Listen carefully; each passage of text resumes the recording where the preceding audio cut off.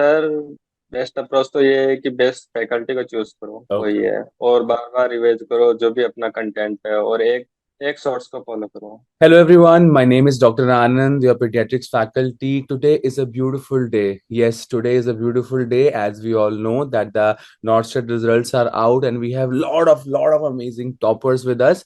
Today we have one of a very wonderful person. He is all India rank 11, AIR 11. Not 11,000, not 1100, not 110, it's double digit 11 AIR 11. Sir मैं चाहूंगा कि आप अपना नाम खुद बताएं और बताएं आप कहाँ से हैं। Sir, my name is Vishnu Kumar Dhakad. I am from Ajmer, Rajasthan. जी okay. Sir. So great. Vishnu Dhakar from Rajasthan. So ये बताइए सर कि जी रिजल्ट सर। कितने बजे आया और मतलब रिएक्शन क्या था, आपको पता था ये रैंक आने वाली है। जी सर, बिल्कुल नहीं सर। रिजल्ट 10 बजे आया था और मेरे फ्रेंड ने मुझे बताया था कि रिजल्ट आ गया है। और सर ओके। बहुत जी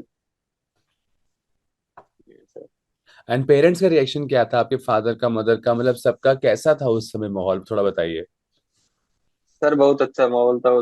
किसी को विश्वास नहीं हो रहा था कि इतना अच्छा रिजल्ट आएगा, पर पता था कि हो जाएगा। इस बार पेपर अच्छा गया था तो बस। Very nice, wonderful. अच्छा मुझे ये बताओ यार कि अगर एक नया स्टूडेंट ये इंटरव्यू देख रहा है और उसका भी सपना है that I also want to get AIR 11, what is the best जी sir. Approach to get this rank. Sir, best approach तो ये है कि बेस्ट फैकल्टी को चूज करो, वही ओके। है। और बार बार रिवाइज करो जो भी अपना कंटेंट है, और एक एक शॉर्ट्स को फॉलो करो। Okay. And best practice book hmm. Book से अच्छी बुक से प्रैक्टिस करो क्वेश्चंस। Okay okay great. तो फैकल्टी अच्छा चूज करो, आपने बोला कि अच्छी बुक्स को रेफर करो। अच्छा ये बताइए मोटा मोटा कितने महीने पहले, बहुत बच्चे बोलते हैं कि 6 मंथ्स बैक मतलब before the exam I should start working, एक साल पहले एक प्रॉपर अच्छा रैंक लाने के लिए कितने महीने की प्रॉपर प्रिपरेशन चाहिए। सर, मैंने वैसे तो एक्चुअली 2023 में स्टार्ट कर दी थी प्रिपरेशन, जब मैं फोर्थ ईयर में था। तब मैंने कोचिंग एनएनएल से पूरा कर दिया था। फिर बाद में रिवीजन करके 7 नोट सेट 7 दिया, उसमें मेरा 24,000 रैंक था। हम्म। लास्ट लास्ट वाला। फिर हम्म। इस बार वापस रिवीजन किया, बार बार रिवीजन किया, और अभी एट में ही हूँ। तो 24,000 रैंक से 11 रैंक AIR 11, मतलब आपने इतनी मेहनत करी है and such a beautiful journey you had. मुझे अपना एक 24 घंटे यार शेड्यूल बताओ, एक तुम कितने बजे उठते थे, कैसे कैसे पढ़ते थे और कैसे ब्रेक लेते थे, कोई एक 24 घंटे का अपना मुझे शेड्यूल बताओ। सर, मैं स्टार्ट करता था सुबह 6 बजे से या 6:30 बजे से। और लाइब्रेरी में पढ़ता था बस ओनली। तो सर उसमें सुबह सुबह रिवीजन करता था, और दिन में सब्जेक्ट कवर करता था, और शाम को प्रैक्टिस दस ओके या 11 बजे तक। ओके। तो दिन में आप subject 8 to 10 hour. 8 to 10 hours करते थे, तो दिन में आप मतलब सब्जेक्ट करते थे और फिर शाम को उसके MCQs और टेस्ट सीरीज करते थे कैसे। MCQ practice. ओके। एमसीक्यू उसी के जो प्रैक्टिस बुक है उसी से करता था, like on that's mostly. Okay fine. And कई लोग कहते हैं कि खाली मेजर सब्जेक्ट्स पढ़ना चाहिए, माइनर सब्जेक्ट्स नहीं पढ़ना चाहिए, कुछ सब्जेक्ट को छोड़ भी सकते हैं, तो आपने क्या सारे सब्जेक्ट्स कवर किए थे कि आपने कुछ स्किप भी किया था। सर, मैंने इस टाइम तो मेजर सब्जेक्ट किए हैं ओनली बहुत। और पिछले टाइम माइनर सब्जेक्ट को भी देखा था, बट वो मेजर पोर्शन बिल्कुल नहीं है, तो हम्म। माइनर सब्जेक्ट से तो मैंने स्किप किए थे इस बार। Okay okay.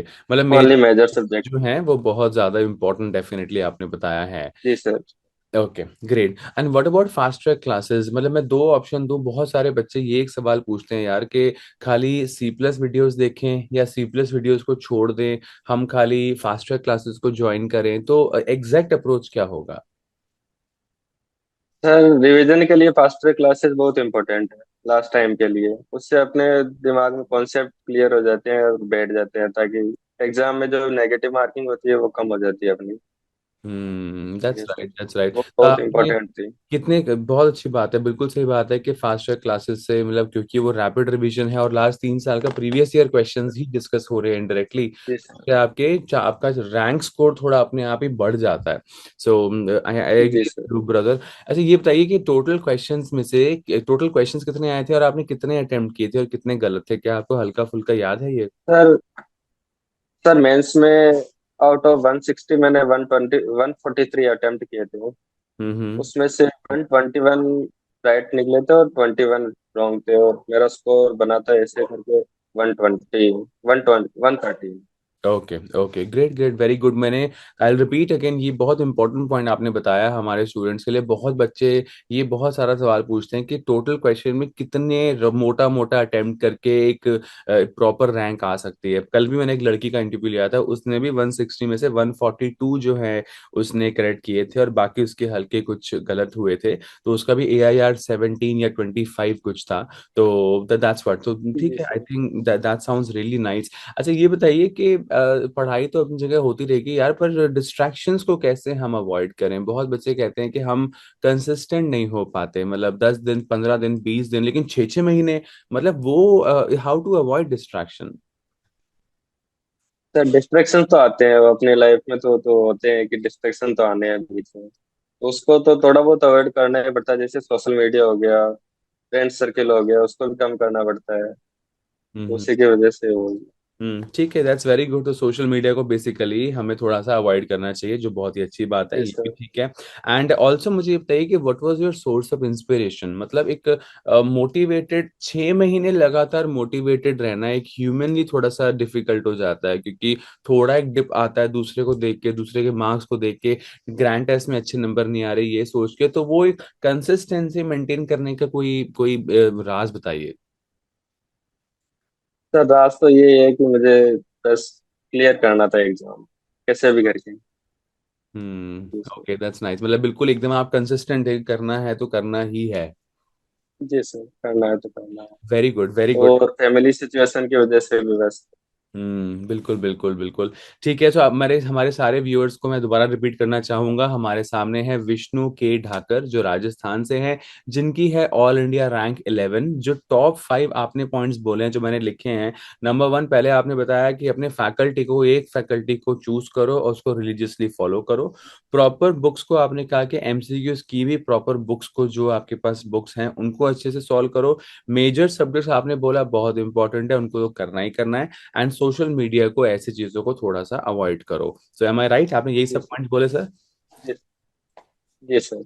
ओके अच्छा, मुझे ये बताइए यार कि मतलब मैं अब ये एक इम्पॉर्टेंट क्वेश्चन ये जानना चाहूंगा कि ऐसी कुछ एक और दो गलतियां बताइए जो आपने की थी, जिससे AIR 11 से 9, 8, 7, 6, 5 भी आ सकती थी, और जो हम अपने व्यूअर्स को बता सकते हैं कि ये चीज आप लोग मत करना। सर इस टाइम क्या हुआ कि मैंने 2 3 क्वेश्चन अटेम्प्ट करके उसको चेंज कर दिया था, तो उसकी वजह से वो गलत हो गई एक तो। और हम्म। सर यही है। बिल्कुल बिल्कुल, ये तो मैंने 50 बार सुन रखा है, मतलब ये तो बहुत बच्चे करते हैं और यही को ही तो ओवरकम करना है। कि मैं लिख के आया था, मैंने जी सर। टिक किया था, दोबारा पता नहीं क्यों मुझे लगा कि मैं गलत हूँ और फिर दोबारा जाके मैंने उसको चेंज कर दिया। तो ये हम जी सर। इतने लोगों से सुनते हैं, तभी हम कहते हैं revise revise revise revise revise, वही है ना, 10 किताबों को एक बार नहीं, एक किताब को 10 बार पढ़ो। क्योंकि आना कहीं ना कहीं छुप छुपा के उसी में से ही है, लेकिन अगर रिवीजन या कॉन्फिडेंस थोड़ा सा ऊपर नीचे होगा, फिर हम डबल गलती करेंगे और फिर प्रॉब्लम हो जाएगी। क्या लगता है आपको? जी सर। जी सर, यही है कि रिवीजन अच्छा होना चाहिए नेगेटिव मार्किंग को कम करने के लिए। बिल्कुल बिल्कुल, ग्रेट ग्रेट। अच्छा, और एनी लास्ट एडवाइस या आखिरी सवाल है, कोई भी ऐसी एडवाइस या सजेशन या टिप आप हमारे आने वाले जनरेशन को देना चाहें? बहुत सारे बच्चे इंटरव्यूज देखेंगे, ये रैंक लाना, all India rank 11, AIR 11, I am, मतलब फ्रैंकली स्पीकिंग ये सब नहीं कर सकते, क्योंकि लाखों लाखों लाखों बच्चे ट्राई करते हैं, लेकिन इतना क्लोज अप्रोच लाना तो बहुत ज्यादा मेहनत वाली बात हो जाती है। तो कोई एक या दो एडवाइस या सजेशन आपकी तरफ से? सर मैं तो ये एडवाइस देना चाहूंगा कि जो भी पढ़ रहा हो उसे एक सोर्स से पढ़ो, चाहे वो गलत हो चाहे सही हो, उसी को सोर्स को पढ़ना है बस। ठीक है, मैं बिल्कुल आपकी बिल्कुल बात से एग्री करता हूँ। वही है ना कि एक तो माइंडसेट बनाओ कि एग्जाम कौन सा देना है। जी सर। 25 एग्जाम एक साथ नहीं, एक को एक माइंडसेट बनाओ। अब उस माइंडसेट के लिए एक एक टारगेट सर। हाँ, एक टारगेट बनाओ और फिर एक एक टारगेट होना चाहिए। बिल्कुल बिल्कुल एग्जैक्टली तो एक टारगेट बनाओ और फिर अब उसको चाहे आप जो मर्जी है आप लो। मैंने बहुत लोगों को देखा है यूट्यूब से पढ़ रहे हैं, फिर वहां से पढ़ रहे हैं। वो अब फिश फास्ट ट्रैक उस जी क्लास सर। का उस चैनल पे अच्छा है तो वो चैनल से पढ़ रहे हैं। एंड में इतना डिफिकल्ट, जी इतना सर। कंफ्यूजिंग हो जाता है। क्या लगता है आपको इस बारे में? सर वही है कि डाटा मिसमैच हो जाते हैं एक तो, और वो अपना एक्यूरेसी नहीं आ पाती एग्जाम टाइम में। बिल्कुल एग्जाम बिल्कुल। में सर, बिल्कुल सही बात इससे है। अलग अलग सोर्स से फॉलो करते हैं तो, हाँ, एक ही सोर्स से फॉलो क्योंकि करें। सारे उसमें जी। एग्जाम में सारे प्रायोरिटी बेस्ड क्वेश्चन आते हैं, तो उससे अपन अलग अलग, जो कोई टीचर क्या बता रहा है, कोई टीचर क्या बता रहा है, तो इसकी वजह से नेगेटिव हो जाते हैं। बिल्कुल। अच्छा, और नोट्स आपने अपने खुद बनाए थे? कैसे नोट्स बनाए थे आप अपने? सर मैंने अननल क्लासेस से सारे सेल्फ नोट्स बनाए थे, खुद बनाए थे मैंने। खुद बनाए थे, ग्रेट, वेरी गुड। इवन जी सर। अगेन कल एक लड़की का हमने इंटरव्यू लिया था, उसने भी वो तो पूरा वीडियो पे उसने मुझे पूरा दिखाया, उसे पूरे colourful stick notes, yellow colour markers, तो जी उसने भी अपने नोट्स खुद ही बनाए थे। एंड वो बोली, उसने मुझे कहा भी था कि ये नोट्स सिर्फ एग्जाम के लिए नहीं, अब पूरे आगे आने वाले जीवन के लिए भी जो है ये नोट्स हमारे मतलब पक्के हो गए। एंड मेरा भी ऐसे ही था, मेरे एमडी टाइम में जो मैंने नोट्स बनाए थे वही नोट्स मैं आज पढ़ा रहा हूँ। तो वो एक कहते हैं ना कि knowledge is one time investment which will give you life time जी सर। रिटर्न्स। तो वो एक इन्वेस्टमेंट है जो जी सारी उम्र सारी उम्र सारी उम्र कुछ ना कुछ देता ही रहेगा। क्या लगता है आपको इस बारे में? जी सर, वही है कि एक बार बनाना है वो अच्छे से बनाना है, उसी हम्म, को रिवाइज करना है बस, चाहे एक कॉपी हो 100 पेजेस की हो या 200 पेजेस की हो, बिल्कुल बिल्कुल, उसी बहुत को अच्छी दस बात। बार रिवाइज उसी को 10 बार रिवाइज करना है, बिल्कुल सही बात है। तो हमारे सामने है विष्णु, और आज इन्होंने टाइम निकाला है और ये इंटरव्यू हमने रिकॉर्ड किया सुबह 5:30 बजे। और थैंक यू सर, आपने इतना टाइम निकाला, इतनी सुबह आप उठे हो, आप उठ जाते हो इतनी सुबह? करना। सर आज ही उठाऊंगा इसे तो। बहुत अच्छी बात है। सो मैं दोबारा बोलूंगा हमारे सारे व्यूअर्स को, ये 5 जो इंपॉर्टेंट पॉइंट्स आपने बोले हैं। नंबर 1, आपने विष्णु ने कहा है कि फैकल्टी को प्रॉपर चूज करो और उसके बाद प्रॉपर एमसीक्यूज का प्रैक्टिस करो। आपने बोला है मेजर सब्जेक्ट्स को तो करना ही करना है। सोशल मीडिया को जी जितना सर। ज्यादा हो सके अवॉइड करो। और आपने कहा है कि अटेम्प्ट मतलब ये है कि बार बार अपने उसको चेंज मत करो, कोई एक वो चीज को रिलीजियसली फॉलो करो। एम आई राइट सर? जी सर। और एनी अदर आखिरी चीज, कोई और चीज बताना चाहें आप जो मिस आउट हो गई हो, जो आपके दिल में हो, या ऐसा कुछ? सर यही है कि जो भी पढ़ना है अपने एक टारगेट को पाने के लिए सब कुछ करना है, हम्म। चाहे उसके लिए कुछ भी करना हो।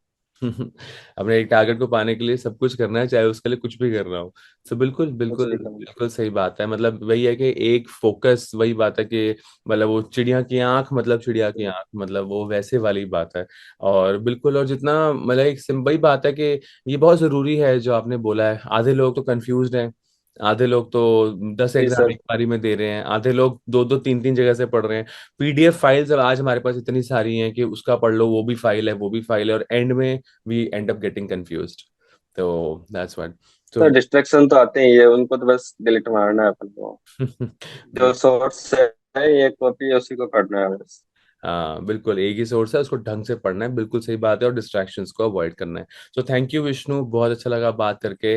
भगवान करे ऐसी रैंक्स और बार बार थैंक यू आए सर। आपकी, और भी अच्छे अच्छे रैंक्स लाओ, आगे पीजी एग्जाम्स दो, आगे और बड़े बड़े एग्जाम्स दो, और फिर हमारे साथ और ज्यादा इंटरव्यू करो। So thank you. Thank you sir.